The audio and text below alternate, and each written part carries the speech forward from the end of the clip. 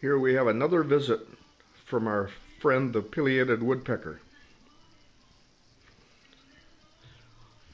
I think it's a female, and she visits 2 or 3 times a day to peck away at our suet cakes just outside the window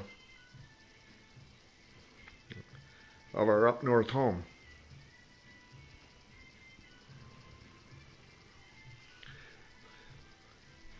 It's quite a large bird, about the size of a crow. Incredible claw-like feet. They're large, they can cling on to almost anything. And a long beak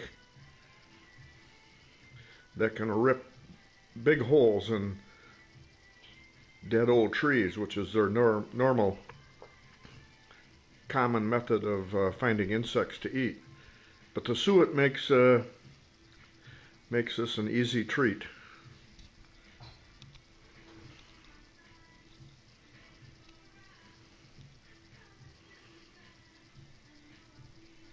There she goes, to come back another time.